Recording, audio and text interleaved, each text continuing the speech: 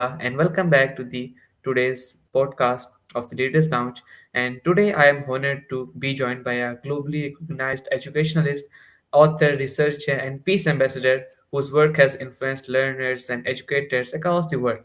Thank you so much for being here, Rania Lampou, and it's truly a pleasure to have you with us. Before we dive deeper, could you briefly introduce yourself in your own words and share the core purpose that drives your work? Thank you so much for the invitation. Warm greetings from Greece, from Athens. Very honored to receive this invitation. I'm sure that we will have a very constructive discussion. And Right. I'm Dr. Rania Lampou. I'm a multi-awarded global academician and educator, specialized in STEM, science, technology, engineering, and mathematics. I'm also a ICT teacher trainer, researcher, the national keynote speaker. So far, I have delivered over 4,000 lectures, virtual sessions from 2020 till now. I'm author also of scientific books for kids, Global Peace Ambassador in Greece, and currently I'm working at the Greek Ministry of Education. I'm also STEM instructor of the Greek Astronomy Space Company. And I have received so far over 200 awards. I was selected among the best teachers in the world, the Global Teacher Prize, the Global Teacher Award for 3 years. And the most important, I think, activity of me is that I'm the founder and coordinator of several humanitarian projects which focus on Sustainable Development Goals of UN, Sustainable Development Goals. Um, and so, humanitarian work is one of my strong points. Volunteerism, service learning, also because I'm working with vulnerable groups for many years now. Um, and I'm conducting free virtual sessions all around the world, especially to underprivileged children. Okay, thank you so much for telling us about yourself. And uh, as you tell about yourself, and you are working a lot on a lot of things, like you are an global educationalist, you are an author, you are a speaker, you are a researcher, and Yes. it was very inspiring. So thank you so much for telling us. And your journey in education has been both impactful and internationally recognized. So looking back, what defining moments shaped your vision as an educated leader? Yes, actually, what initially inspired me to choose education as my life's mission was witnessing firsthand how an educator can change the trajectory of life. Because I saw how access to learning opened doors, not just academically, but socially and emotionally, especially for students who have limited opportunities. And this realization stayed with me and shaped my belief that education should be free for all, and it's the most powerful, sustainable way to create individual and social transformation. So, from my inspiration came from observing the deep inequities in education systems across different communities and countries. I saw talented, curious students being limited not by ability, but by circumstances. So, education became a mission because it is where inequality can either be reinforced or dismantled. I wanted to be part of building systems that expand opportunity rather than restricting it. And of course, educators are those who can transform lives radically of children. As always say in my presentation, they are brain changers, life changers. And seeing learners discover their voice, their potential, made it clear to me that education shapes who we become. And I knew that I wanted to dedicate my life to this process. So it's a multiplier effect, I could say. When you invest in one learner, you impact families, communities, and future generations, not just one learner. And this long-term ripple effect, ripple impact, is what made education feels less like a career choice, but more like a calling. That's why they say that teaching is a noble profession. Okay, thank you so much for telling us about it, and very good to know about it. And next, now can you tell us, like, was there a specific challenges or experience that transformed the way you approach teaching and learning? Yes, my actually journey began in Greece, where my childhood was filled with challenges. I come from a strict family, a family who focused a lot on education and on discipline. But I had also determination to learn and grow. So from a very young age, I understood that knowledge could open doors and that even the darkest paths could be illuminated through education. Um, when I first remember entered the classroom, I quickly realized that every child carries infinite potential, waiting for someone to believe in them. And this belief became my mission. I remember when I was involved for the first time in a very innovative program, STEM project. It was the first pilot program, STEM in Greece. It was about teaching particle physics to students. I faced many challenges. The first challenge had to do with the whole infrastructure of the buildings. We didn't have, for example, a classroom for IT. Um, we students also came from low economical background, so many times I had to pay from my own salary, from my own pocket, the materials of the projects. I didn't have the necessary support from the directors, from the colleagues.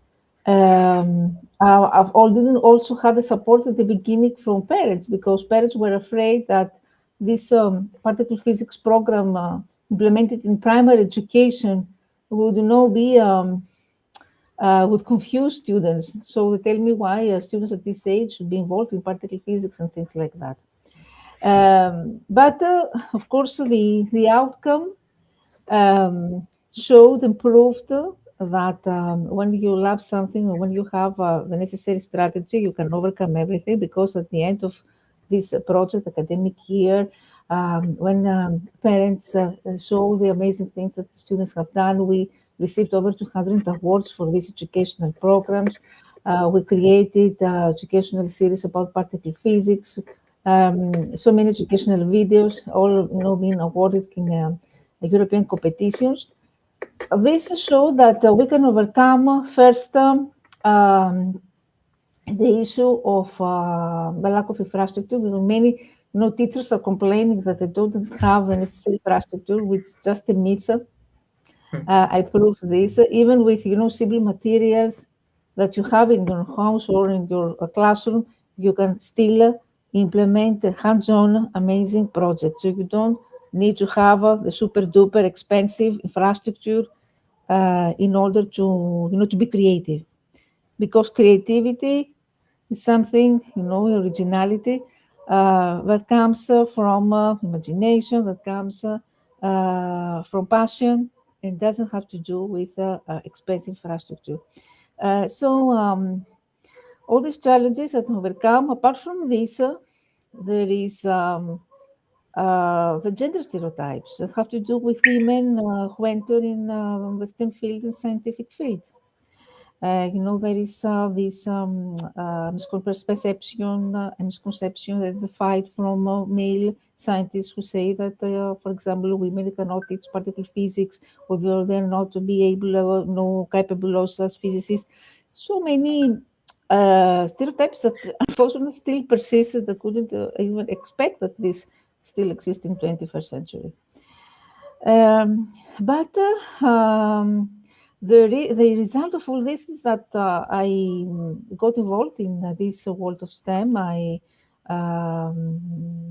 tried also to expand this philosophy and new teaching methodology in Greece through my position in the Greek Ministry of Education after the classroom, because I was appointed in secondary education, then I moved to primary education, and then since 2017, I'm the Dutch teacher in the Greek Ministry of Education, where actually I'm trying to promote this through innovative STEM projects and even more through global programs involving teachers and students from different countries, especially underprivileged countries.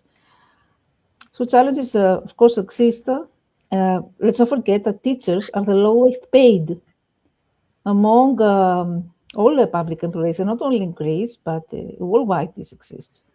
You know that the salaries are very low, and this, of course, is something which is demotivating, and that's why we notice all around the world that we have more and more teachers. We see that they're resigning because they don't have the necessary incentives. Students are becoming more and more aggressive, more and more difficult to handle. We don't have the necessary educational training because we have to be psychologists. Psychologues, for example, children are suffering from mental health issues. They have family issues. They have internet addiction issues, drug addictions. They have so many things, but we don't have the necessary training.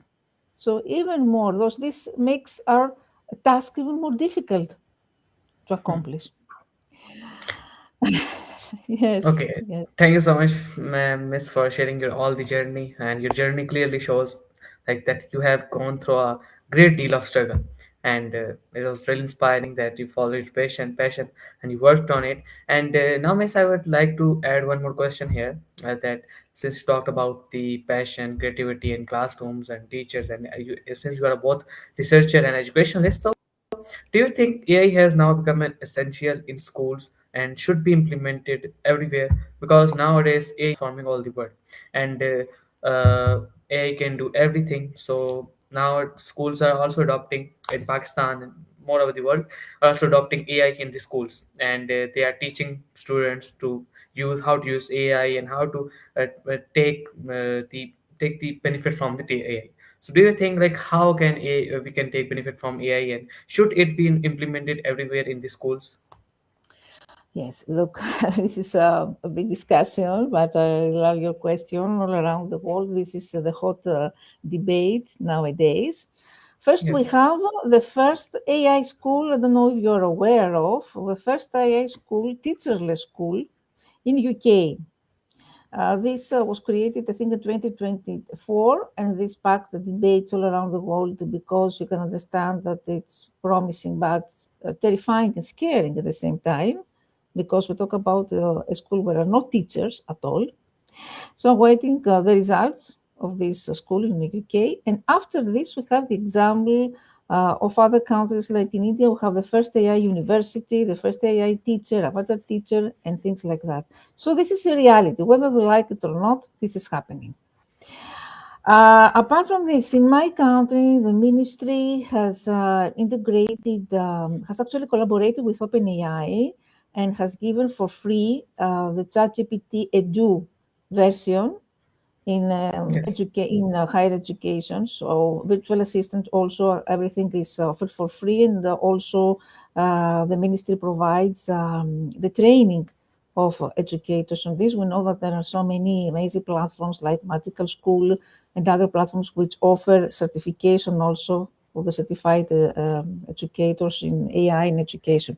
So look, definitely we have amazing tools now at our disposal that we can use in order to implement in practice what we call personalized learning, because this Mm. can adapt lessons to individual students' needs, pace, style, level of understanding. This helps teachers identify learning gaps and provide target intervention, definitely.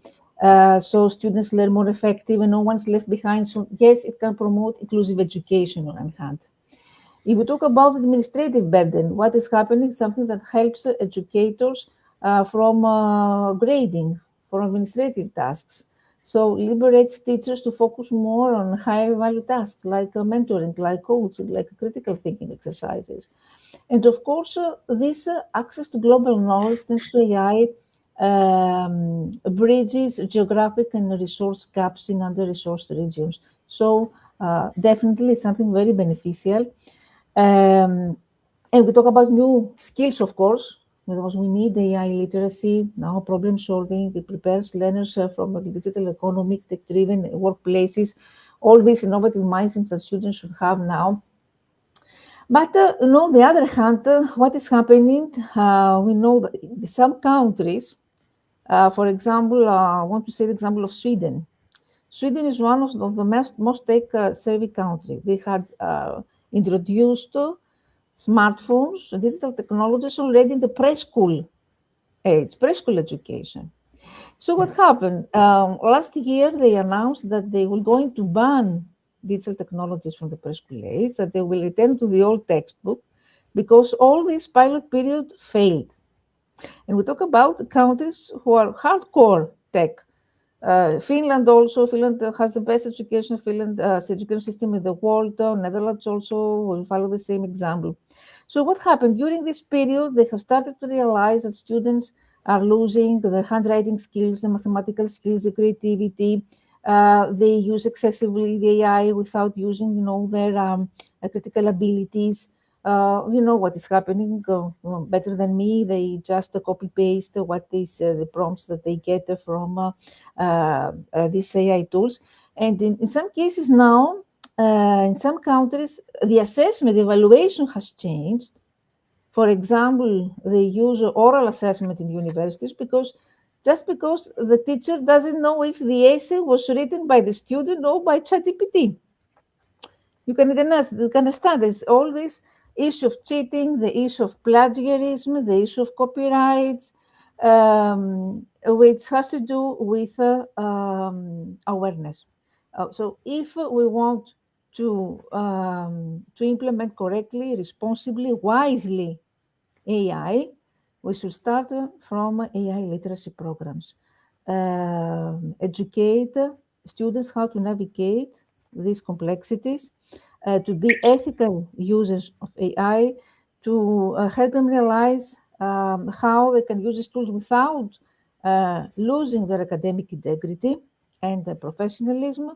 And of course, to use it in order to help them to use AI as an assistant, as a tool, not to replace the critical thinking. So, of course, I'm not, the kind of person who will tell you that we should ban this or not. But like this happened, we have seen countries who have banned totally ChatGPT. If you remember in the beginning, we had countries who have banned this. I'm not. I won't suggest this. I would suggest that we need to find the silver line. The silver line is to balance innovation with a responsible and ethical use. And it's up to us as educators to train the students and give the right message on this. Yes, ma'am. Thanks so much, and you explained very well. I totally agree to you. Like, yes, like if you use AI excessively, then it can reduce the our creativity and more works. And however, if you use it in the limited and in an ethical way, so it can be very beneficial. So, thank you so much for explaining. And now, many systems still focus heavily on exams and memorization. So, what shifts are necessary to make education more skill based and human centered and like future ready? Yeah, unfortunately, in Greece, for many years, we had this rote memorization system, and I was, grown up with this system, which is totally horrible. The system of the exams will still also exist. So education systems must move away from this rote learning and standardized testing towards creativity, and this is the meaning of STEM, actually this in philosophy, towards critical thinking, towards flexibility, adaptability, because in this rapidly changing world driven by AI and automation, the ability to learn, unlearn, and relearn is more valuable than memorizing content. So learn is very, very important. And let's not forget that technology should be embedded in meaningful ways, not just as an add-on, because students need digital fluency and they need data ethics, also media literacy, so they can responsibly navigate and shape technological advancement. They need to know how, for example, um, recognize the fake news. So we want literacy on this also, on misinformation. They need to know how to handle social media. I have many cases of students who try to suicide because they couldn't handle the challenge of the cyber world, the cyberbullying. We have here in Greece high rates of cyberbullying, and we also have high rates of internet addiction. We have 500 children who are hospitalized because they cannot be they are so addicted and they cannot get detached from their computers. So they don't go even to the toilet without their computers. So serious conditions. So the digital literacy includes all these things. how to handle social media, how to handle cyberbullying, the misinformation as I mentioned before, recognize the fake news and not all this credible information, learn to cross-check the information. And the skills that you mentioned, we need to focus on skills over memorization and especially the lifelong learning models. Now, educational systems already are shifting from one size fits all model to more personalized, more learner centered pathways, and this includes flexible curriculum, competency based progression, recognition, and learning is lifelong, extending beyond formal schooling. And what I would say here is because I mentioned STEM, STEM is hands-on and everything which is experiential. So students now engage in more project-based, more interdisciplinary, and more experiential learning connected to real-world issues. Because I'm a researcher in cognitive neuroscience, and neuroscience says that the human brain will delete everything which is not essential, it's not meaningful, anything Hmm. which is not relevant, any information you receive which is not relevant, the human brain will delete it. That's why we always say that we need to implement meaningful real world tasks, authentic tasks in the classroom, because this helps bridge the gap also between education and employment. We cultivate at the same time purpose, agency, practical problem solving skills. And of course, we'll talk about inequity. Now we need to ensure universal access, inclusive curricula, so integrate also people children with special education needs. Nowadays we have more students who learn difficulties in comparison to what was happening in the past. We have all these platforms which enable global citizenship, so more cultural literacy, more ethical awareness, more cultural understanding. For example, in Greece, where I am, we have many refugees, and still my country, Greece, is very racist. Still, we have issues with xenophobia. Uh, that's why I need cultural awareness. It's also important for teachers also, because this starts from teachers also. Teachers are racist and xenophobic. So many issues that we need to focus on apart from road memorization, because the challenges now are multiplied in the society, and we need to address them, of course, alongside with emotional intelligence and well-being.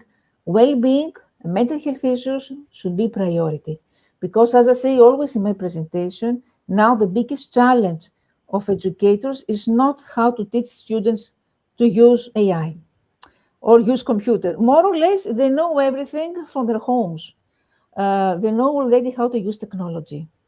The biggest challenge is how to help them with mental health issues, because students are suffering from family issues, from addiction issues.